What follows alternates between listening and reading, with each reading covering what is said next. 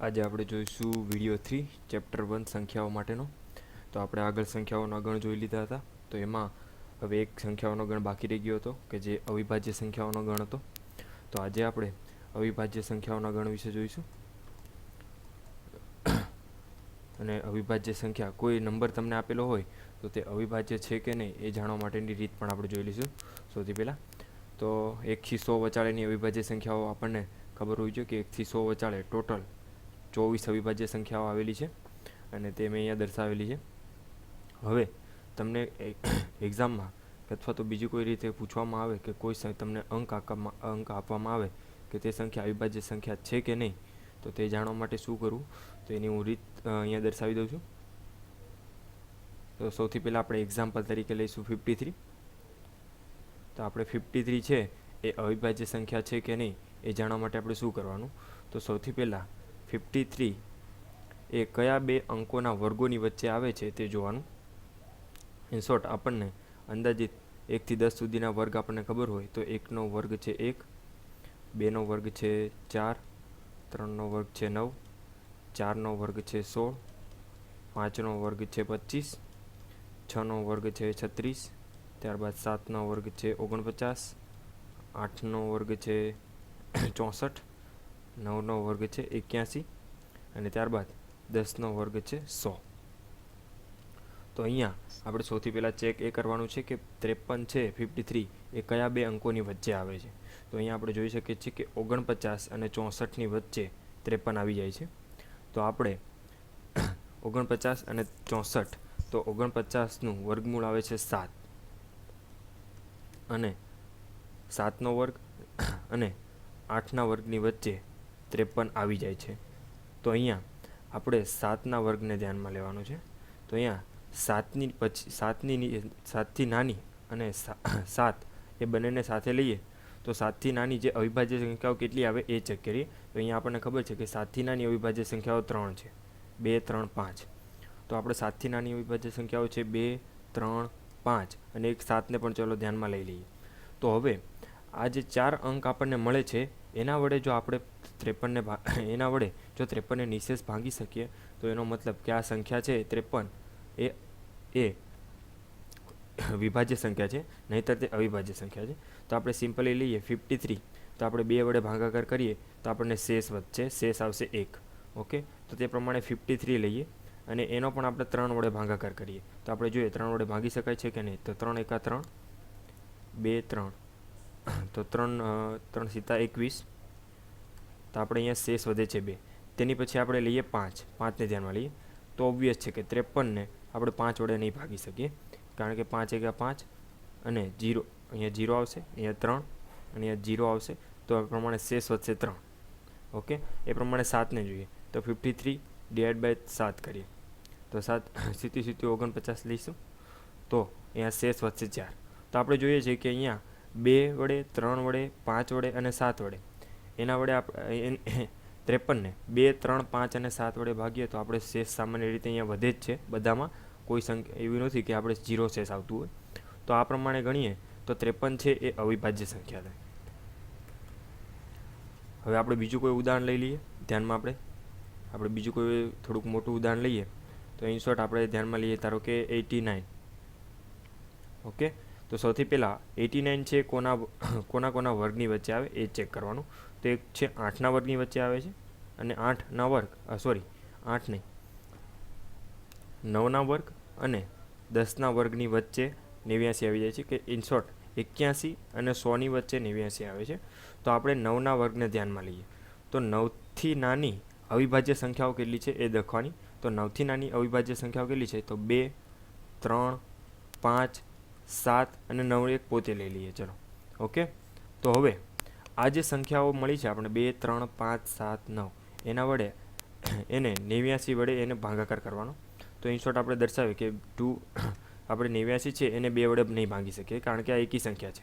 Okay, તે પ્રમાણે 89 ભાગ્યા 3 કરીએ તો ચેક કરીએ તો 2 તરી 6 અને શેષ વધશે 2, 9. હવે 3 નવા 27, તો અહીંયા શેષ વધશે 2. ઓકે, તો અહીંયા શેષ વધે છે કે નિશેષ ભાગી શકાય નહીં. તો એ પ્રમાણે 89 ભાગ્યા 5 કરીએ તો પણ શેષ વધશે, કેમ કે આપણે જોઈ શકીએ છીએ કે ભાગી શકાશે નહીં. તે પ્રમાણે 89 ભાગ્યા 7 કરીએ તો 7 એકા 7, શેષ વધી 1, 9, તો 7 દુ 14, 7 દુ 14 લખીએ, 7 દુ 14 લખીએ તો છેદમાં શેષ વધે છે 5. ઓકે, હવે તે પ્રમાણે 9 લઈએ તો 89 ડિવાઈડ બાય 9, તો 99 81, તો શેષ વધશે 8. ઓકે, તો આ પ્રમાણે જોઈએ છે કે 9 વડે ભાગીએ તો શેષ 8 વધે છે, 7 વડે ભાગીએ તો શેષ 5 વધે છે, 2 વડે ભાગીએ તો શેષ 1 વધશે જ, અને 3 વડે ભાગીએ ત્યારે શેષ 2 વધે છે. તો આમાં આપણે 2 વડે, 3 વડે, 5 વડે, 7 વડે કે 9 વડે એના વડે આપણે નિશેષ ભાંગી શકતા નથી. 89ને આપણે નિશેષ ભાંગી શકતા નથી. એનો મતલબ કે 89 છે એ અવિભાજ્ય સંખ્યા છે, અવિભાજ્ય સંખ્યા છે. હવે આપણે બીજું કોઈ ઉદાહરણ લઈએ, થોડુંક મોટું ઉદાહરણ લઈશું, અને બીજા આપણે વર્ગ પણ જોઈ લઈએ સાથે સાથે. તો આપણે 1 થી 10 સુધીના વર્ગ પણ જોઈ લીધા, અને તો હવે આપણે બીજું એક મોટું ઉદાહરણ લઈશું કે જેમાં આપણે જે તે સંખ્યા છે અવિભાજ્ય સંખ્યા છે કે નહીં નક્કી કરવા માટેનું. તો આપણે ઉદાહરણ તરીકે આપણે લઈએ 139 લઈએ, કે 139 છે એ અવિભાજ્ય સંખ્યા છે કે નહીં એ ચેક કરવું હોય તો શું કરવાનું.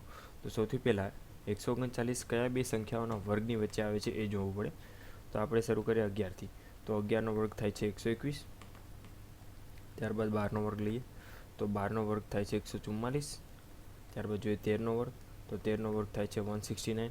તો અહીંયા આપણને એક વસ્તુ ક્લિયરલી ખબર પડી ગઈ છે કે 11નો વર્ગ અને 12નો વર્ગ, એટલે કે 11નો વર્ગ છે 121 અને 12નો વર્ગ છે 144, તેની વચ્ચે આવે છે 139. તો અહીંયા આપણે 11ના વર્ગને ધ્યાનમાં લઈએ તો 11થી નાની અવિભાજ્ય સંખ્યાઓ જોવાની. 11થી નાની અવિભાજ્ય સંખ્યાઓ કેટલી છે એ જોઈએ, અને 11 પોતે પણ લઈશું. તો 11થી નાની અવિભાજ્ય સંખ્યા છે 2, 3, 5, 7, અને છેલ્લી આપણે લઈએ પોતે 11ને પોતે પણ લઈ લઈશું આપણે. તો અહીંયા હવે જે આ 5 અંક મળ્યા છે તેના વડે આપણે 139ને નિશેષ ભાંગી શકીએ છીએ કે નહીં એ ચેક કરીએ. તો 139 ભાગ્યા 2 કરીએ તો ભાંગી શકાય છે કે નહીં એ ચેક કરીએ. તો 2 ભાગ્યા 139 કરીશું, 2 છંગ 12, 1 9, 2 નવા 18, તો એ શેષ વધશે 1. ત્યારબાદ બીજી સંખ્યા લઈએ આપણે, 139 ભાગ્યા 3 કરીએ તો 3 ચોક 12, શેષ 1 વધશે, ને પછી 9, તો 3 છંગ 18, ત્યાં શેષ વધી 1. તો 3 વડે પણ ભાગી નહીં શકાય. પછી 139 ભાગ્યા 5 કરીએ તો અહીંયા 5 તરી 15, 5 દુ 10, ત્યારબાદ 3 9, તો 5 સીતા 35, ત્યાં શેષ વધશે 4. તો હવે આપણે ચેક કરીએ 139 ભાગ્યા 7. તો 139 ભાગ્યા 7 કરીએ તો જવાબ શું આવે ચેક કરીએ. તો 7 એકા 7,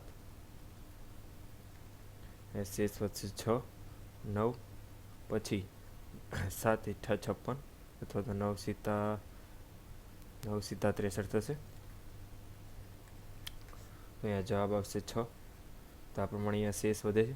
તો અહીંયા એક વસ્તુ જોવા જેવી કે 2 વડે ભાગતા 139ને 2 વડે ભાગતા શેષ 1 વધે છે, 139ને 3 વડે ભાગતા પણ શેષ 1 વધે છે, 139ને 5 વડે ભાગતા શેષ 4 વધે છે, 139ને 7 વડે ભાગતા શેષ 6 વધે છે, અને 139 ભાગ્યા 11 કરીએ તો 11 એકા 11, ત્યારબાદ 2 9, તો 11 દુ 22, શેષ 7 વધશે.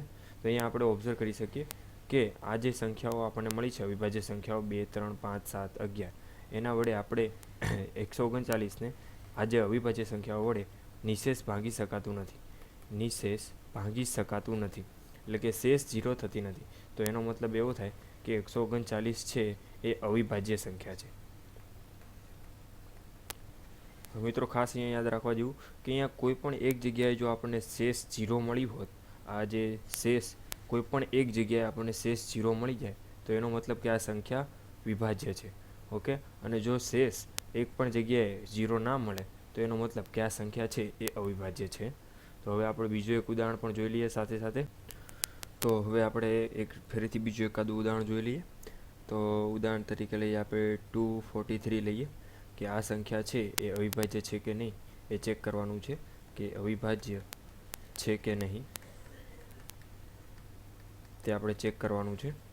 તો આપણે એક વસ્તુ ખબર છે કે આપણને 224 એટલે કે 15નો વર્ગ, આપણે 15નો વર્ગ આપણને સામાન્ય રીતે ખબર છે કે 225, અને 16નો વર્ગ, તો 16નો વર્ગ થાય છે 256, 256.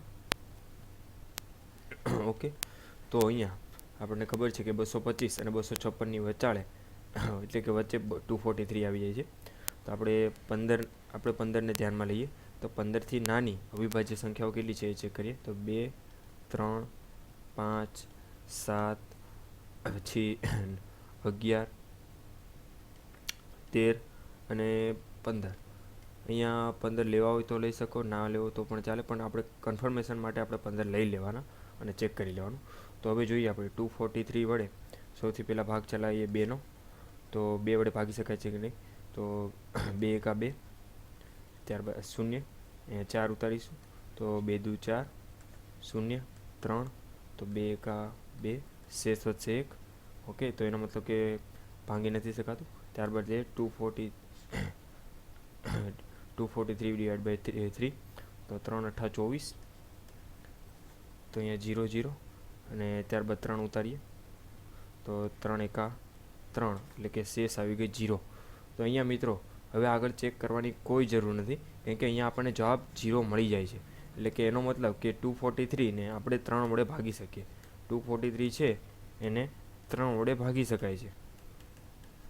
ઓકે, એનો મતલબ કે 243 છે એ વિભાજ્ય સંખ્યા છે. વિભાજ્ય સંખ્યા છે એટલે કે ભાગી શકાય છે, અવિભાજ્ય નથી. ઓકે, તો હવે આની સિવાય હજી આપણે એક ઉદાહરણ જોઈ લઈએ. ઉદાહરણ તરીકે આપણે લઈએ 241 લઈ લઈએ, એના નજીકનો અંક. તો આમાં પણ એ જ વસ્તુ થશે. તો આપણે ફરીથી એ જ વસ્તુ કે 225 એટલે કે 15ના વર્ગની વચ્ચે, 15ના વર્ગ અને 16ના વર્ગ એટલે કે 256ની વચ્ચે જ આવી જાય છે આ અંક. ઓકે, તો ફરીથી એ જ પ્રક્રિયા કરવાની, 15ને ધ્યાનમાં લેવાના. તો આપણે 15થી નાની અવિભાજ્ય સંખ્યાઓ જોઈએ. તો જોઈએ 2, 3, 5, 7, પછી 11, 13 અને 15 પણ લઈ લઈએ. ચલો કન્સિડર કરી લઈએ. તો હવે આપણે ચેક કરીએ કે 243 એવી અવિભાજ્ય છે કે નહીં, એ માટે ચેક કરીએ. તો આપણે 241 2થી શરૂઆત કરીએ. આપણે અહીંયા જે 2 આપેલા છે ત્યાંથી શરૂઆત કરીએ. તો 2 એકા 2, 2 એકા 2, શેષ 0 આવશે. ત્યારબાદ 4, તો 2 દુ 4, ત્યારબાદ અહીંયા 0 1 એટલે કે શોર્ટ શેષ 1 વધશે. ત્યારબાદ 241 ડિવાઈડ બાય 3 કરીએ. તો 3 અઠ્ઠા 24 એટલે કે અહીંયા 0 0 આવી ગયું, અને 1 એટલે કે અહીંયા ભાગાકાર પૂરો થઈ ગયો, તો શેષ 1 વધશે. ત્યારબાદ 241 ડિવાઈડ બાય 5 કરીએ. તો 5 ચોક 20, શેષ વધશે 4, અહીંયા આવશે 1, તો 5 ઈઠા 40, તો શેષ આવશે 1. ઓકે, શેષ 1 આવી ગઈ, તો હવે આગળ ભાગ નહીં ચાલે. ત્યારબાદ 241 ડિવાઈડ બાય 7 કરીએ. તો 7 તરી 21, શેષ વધી 3 1, 7 ચોક 28, શેષ વધી 3, તો અહીંયા શેષ 0 નથી આવતી. ત્યારબાદ 11 વડે જોઈએ. 241 ડિવાઈડ બાય 11, તો 11 દુ 22, 2 1, 11 એકા 11, અહીંયા 0 0, સોરી 0 0 0 નહીં આવે, અહીંયા 0 અને અહીંયા 1 આવશે 10. Okay, 241 divide by 13. ઓકે, તો 3 એકા 3, અને અહીંયા બાકી રહેશે 1 1 અને 1. તો હવે અહીંયા જોઈએ 13 ઈઠ્ઠા, સોરી, તો હવે અહીંયા જોઈએ 13 ઈઠ્ઠા ને 104, તો અહીંયા વધશે 7. તો અહીંયા જોઈ શકાય છે કે અહીંયા શેષમાં એક પણ જગ્યાએ શૂન્ય શેષ આવતી નથી. તો આ જે સંખ્યા છે એટલે કે આપણે જે સંખ્યા ધ્યાનમાં લીધી હતી 241 એ અવિભાજ્ય સંખ્યા છે.